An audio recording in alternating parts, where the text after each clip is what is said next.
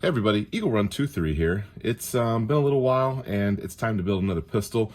I was playing around on Twitter, Eagle Run 23 on Twitter if you guys want to go follow. And I saw that my buddy P80 Ralph, I think he's built his first GST9 lower from 80% arms. And he said it went together so good and that it was easier to build than a P80. Now, I don't know if it's necessarily easier to build, but what I'll tell you is a handful of these that I've made, they just seem to go together the first time, and I'm excited about that. So I've got this one already. It's been processed. The votes were pretty split between the OD green and FDE like we see here. And then about half of you liked the FDE with the FDE. So what we're gonna do is we're just going to build them both. Maybe I can pick up another FDE slide. I don't know, lots of options out there. But for now, we're gonna work on the FDE slide that goes with this OD green lower. Now, the only bummer about this one is that mine still says Garden Grove, California.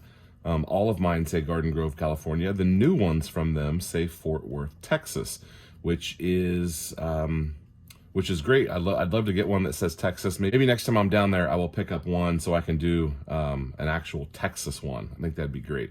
It didn't bother me that it said California until I knew there was a Texas one. But anyway, a couple other things for you. I did get a package in from Paul at Maker Bullets, and since we have our suppressor, which you can see in the box over there, since we have the suppressor, we've got our barrel, we've got everything, we're gonna be revisiting some 8.6 blackout subsonic stuff. I'm gonna build the upper, we're gonna work up some loads, kind of get that build kicked off. It's been a long time coming. We've been waiting to see what's happening with the pistol brace situation, which, by the way, when I film this, we are about 3 hours away from midnight, and the pistol brace rule goes into effect here very soon. All right, so for this build, we've been saving a Shadow Systems lower build, the lower parts kit here. This has got the, it's still basically a stock trigger. As far as I know, it's a stock trigger, but it is the Shadow Systems stock trigger. We're going to put a very light polish on a couple of parts here and get this guy put together. Unfortunately, YouTube will not let me show you how to do any of this. There are a lot of upgrades to be had in this category. We could upgrade almost all of these parts. So my friends over at Tyrant CNC have some nice upgrades for this stuff. I kind of wished I'd picked up a little upgrade kit, but we're just gonna go with the stock setup here on this one. But let me get this all put together here, and we'll come back and do a little trigger pull test on it and see how it goes together. Hopefully it goes together smoothly, like typically like these do. I got some quality components, not Glock OEM, but some of the best stuff out there. So we'll put this Shadow Systems kit in here, and we should be done here in just a little bit. I'll be right back and show you the finished product. Well, I wish I had left a timer running. It didn't take very long, and we've got ourselves an assembled GST9. This is my first full GST9 build. This is 80% arms lower, 80% arms upper, barrel, the slide and everything, 80% arms, and then we did, the Shadow Systems trigger, and the rest of the kit was Shadow Systems. But I'm really happy with it. I do like the look of it. I mean, we saw it kind of all together, but I do like the look of it. I would 100% carry that. Now, this gun has a long ways to go before it's ready to be carried, and we will have to yeah, there's that chunk right there. See that little click? We'll have to play with that. This is my second or third Shadow Systems trigger, and so far they've all been good. But let's get the trigger pull weight out here and see where we have landed. So there's definitely some things that we can do in order to lighten our pull. Mostly we just don't want, we want to make it clean, mostly what we want to do. All right, so let's see what we've got here. Yeah, it's 4, and I believe it, relatively firm.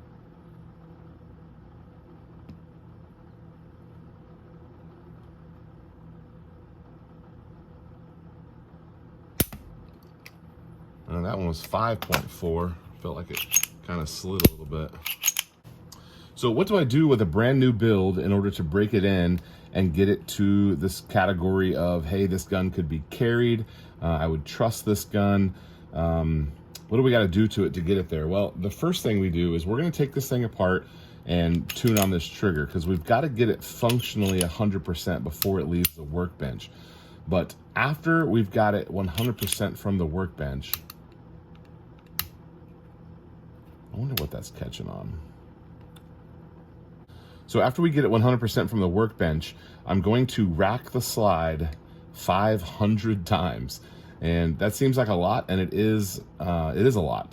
But we're simulating getting some rounds on there before we're actually wasting ammo on, testing a gun that isn't 100%, ready to do anything. Oh, my. I think I see where it's clicking. Okay, we'll work on that off camera here. I can't show you how to do any of that stuff. But so we'll rack the thing 500 times, and then we'll take it out to the range and do some test firing with it. Probably try to put a couple hundred rounds on it. Obviously start over anytime that we have any problems. Get it back to the workbench, fix any problems that come up during our, first 200-300 rounds.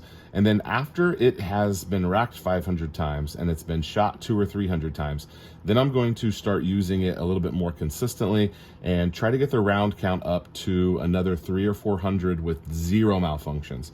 And this is 0 malfunctions on any type of ammo, whether it's a steel case, 119, 124. I'll put a couple different things through it and make sure that it's 100%. And if it's not, it's not a big deal. It doesn't matter if it's not. I just won't. I won't carry it, unless it goes through that flawlessly. But by then we've got all of our parts have all kind of melded, and we've got, a bunch of surfaces that are really consistent. We can kind of find out what kind of a gun it's going to be. And if it's just, a pretty gun that we set on the shelf, I'm okay with that. But it would be nice to be able to depend on it and get it to a point where you could depend on it. So all of our problems are right back here in the back. We may have to pop those pins out and make sure everything's good back there.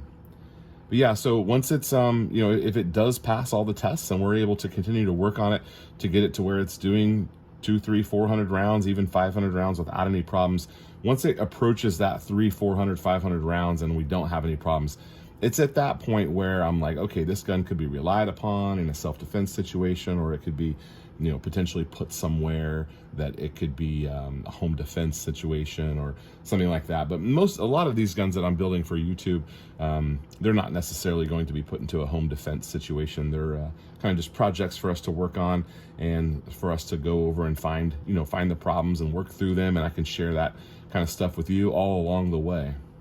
And I do wish that I could show you more, but lucky for you, there is a great choice. Freedom Crew University has some courses, and I have a discount code for you that I will put in the description down below. It's important that you have some skills, and there's nothing wrong with asking, somebody for help or trying to learn from somebody else. Those are all great things. I am signed up as a student, but I haven't got any classes yet. I'm going to jump in and probably do a build with with one of the guys on there. Those are all people that I really I respect, and I know that they're teaching good stuff. A lot of them are guys that we kind of learned from back when YouTube would let us do stuff, Marine Gun Builder, and a lot of those P80 Ralph videos. I kind of built some of my first guns watching those guys. But it'd be nice to hop on there and take a class with them, see what else I can learn, because a lot of those guys aren't posting videos on YouTube anymore. It's difficult for us to put this type of content online, because you just never know when you're gonna get that YouTube. If you remember a couple months back, it's probably into January, we had a guy named Tackett come on the live stream, and Tackett has finally decided to start putting some effort into his YouTube channel. He has a fantastic Instagram. He's grown a great following, and his content is A+. Instagram's always showing it to me, is one of my first two things that they show me, and I'm really impressed with his content. For one, he's a good dude. He's a veteran. If you haven't seen the live stream with him where we were talking about the pistol brace stuff in the very beginning, he's a wealth of knowledge and has a lot of experience. Go follow Mad Minute. The guy's name is Tackett, but it's Mad Minute Tactical, and there'll be a link for that down below as well. So, all right, that's what I have for you guys. We've got a semi-finished gun. There'll be more on this. I'll show you when we take it to the range. Really do like that big white front sight. That's the standard one that came with this, and I like it. I don't think it glows. It's not a night sight, but it does have a nice sight picture. So I think this gun will be a fun one to shoot. All right, Eagle 123, thank you for watching. So I shut off the video and started playing with this, made several adjustments, and we are no longer having any of those trigger issues.